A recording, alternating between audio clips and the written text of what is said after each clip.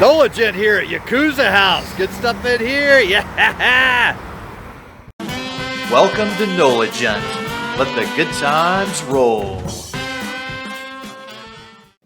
In this episode of our New Orleans travel vlog, feast with me on some New Orleans sushi at Yakuza House as we enjoy their featured hand rolls and omakase for our restaurant review videos.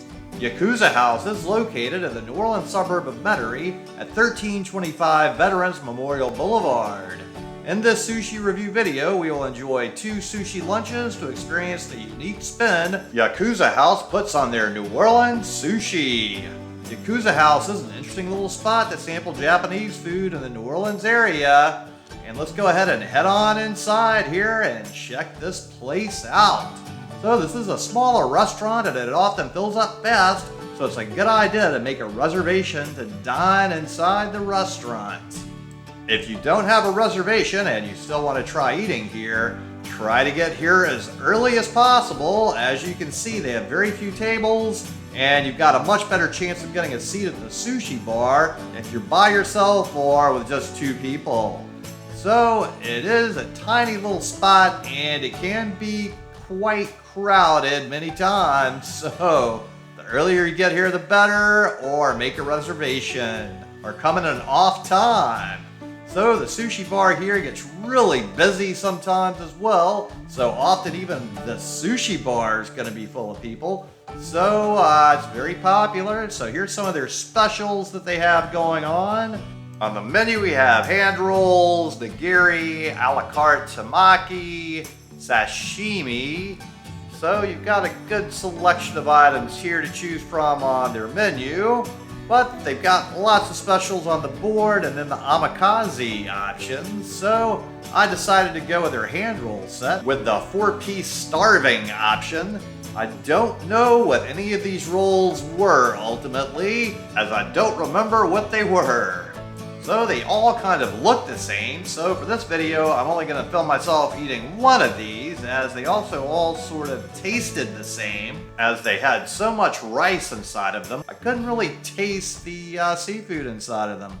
The hand rolls I've had on other places didn't have this much rice, so they certainly put more rice in the hand rolls here than other places I've experienced. Your experience could be different, certainly. So overall, I found it a bit too heavy on the rice, which kind of overwhelmed the flavors of the seafood. But I totally destroyed all 4 hand rolls, so destroy that subscribe button, give this video a thumbs up.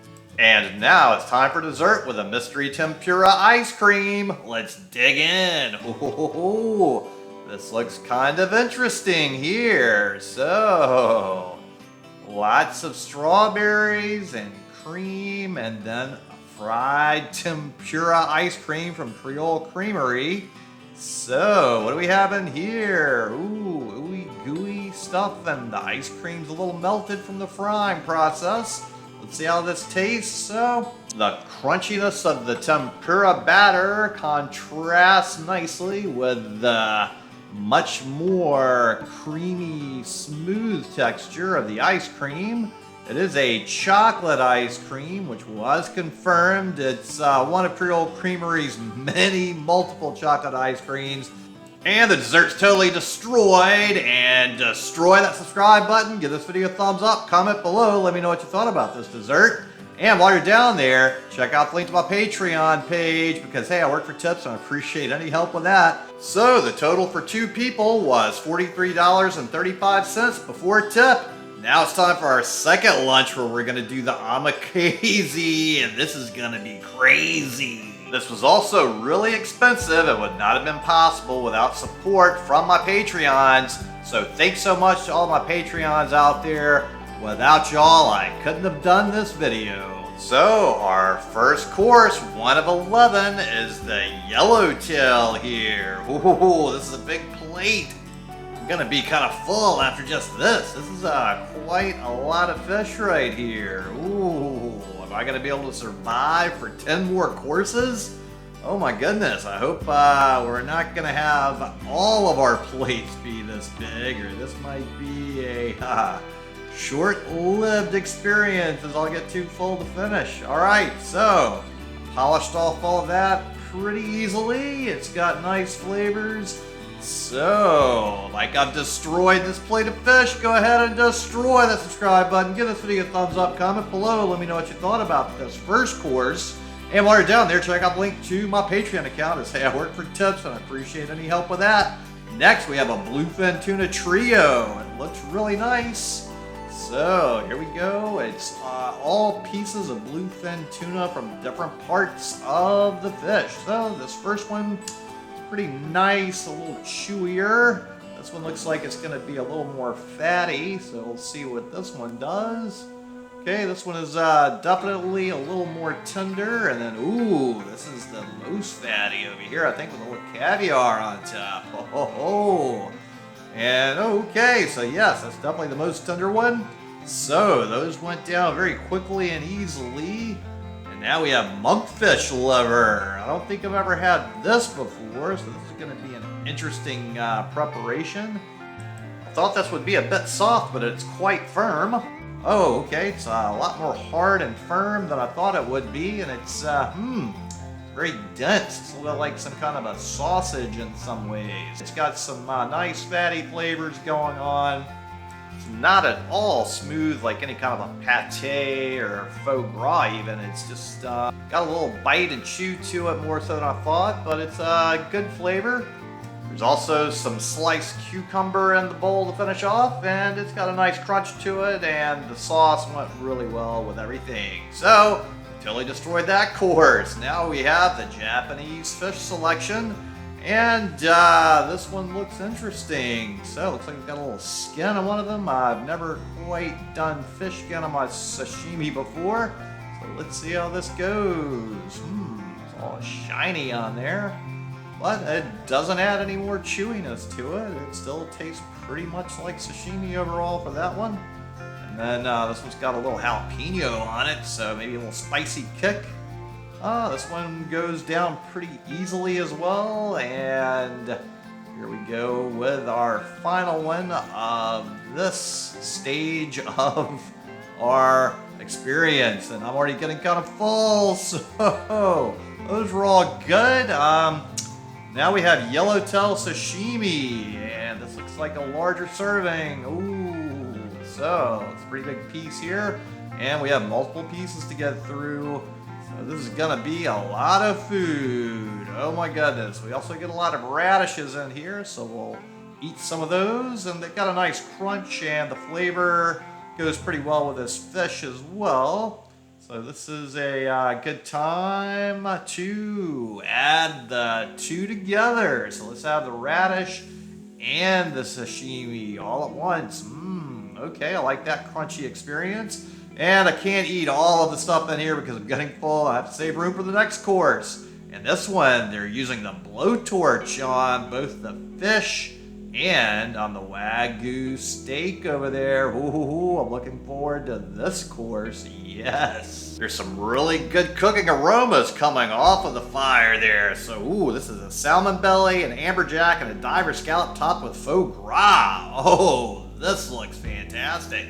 And, ooh, I can't wait to dig into this. I don't know what's going to taste better, the faux gras or the scallop. Ooh, so that's a great combination. Oh, I think that's one of the best things I've eaten so far. But we still have to try this as well. I do love amberjack. Oh my goodness, it's always one of my favorite fish. So we'll see how this preparation is. And that's good. It wasn't as good as the diver scallop though, but that was with faux gras on top of it. And then the salmon belly should be pretty darn good too. So let's see how it measures up. It smells pretty nice, and oh, it's got a good flavor. But the winner overall certainly was that scallop with the faux gras. So I've totally destroyed that course. And the next course is the Wagyu beef, and it smells fantastic. And oh my goodness, my mouth is just watering from the aroma. This so far has the best aroma. And oh, a fantastic taste. So this one is tied with the diver scallop and faux gras. So these two so far are the big winners in this experience. Next we've got the clam, squid, and sweet shrimp topped with a quail egg. Oh, so let's see. This sweet shrimp with a quail egg. The rice didn't quite stay together. But as we get it into my mouth and taste it, it's got some interesting flavors with that egg yolk. It's pretty good. And now here we go with the squid. This one looks a little more plain, but we'll see how it goes. It's okay. Not most flavorful one there. Now we have the clam, and that looks really interesting. So let's see what the flavor is like, though. So this one has a good flavor. Now we totally destroyed that course. Oh, I'm getting so full. This is definitely work. Okay, so on the left we have a bottom feeder uni. On the right is a top feeder uni. So they said the bottom feeder one should have a bit of a bitter flavor, but they both should have a lot of creaminess to them. I actually think I prefer the top feeder flavor to the bottom feeder flavor, but they're very similar. There was a little bit of bitterness to the bottom feeder, and it changes based on what they eat. So we've destroyed that course. Now on the left we have a saltwater eel, on the right is a freshwater eel. And let's see if there's any difference I can detect between the two. So here we go, and it tastes exactly like an eel to me, and it tastes pretty good as far as eel goes. Now we've got the next one, but it's got more stuff on top of it, so that might make it taste different, but it tastes just like eel as well. So they both tasted pretty much the same to me, other than the topping difference. Now the last course is the lobster hand roll. This one looks like it's got a lot more meat than the previous hand rolls I had on the first lunch. So go ahead and, ooh, all right. This is definitely a much better hand roll than I had on my first lunch. A lot more meat. I definitely like the flavor in this one, as it's got a lot less rice and you can actually taste the seafood in it. So this is certainly a better hand roll than I had during my first lunch.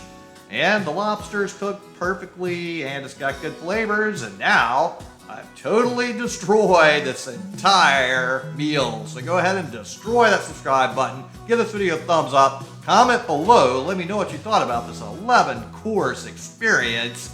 And while you're down there, check out the link to my Patreon account, because hey, I work for tips and I appreciate any assistance with that.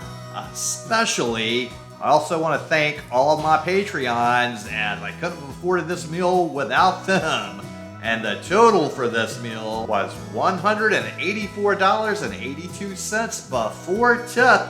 So this was quite an expensive experience to not even be drinking alcohol and just eating food. So thanks so much to everybody at Yakuza House for taking good care of me and for such an interesting experience. And thanks so much to all of you out there for tuning into the NOLA Gent Channel, most especially and thankfully to my Patreons.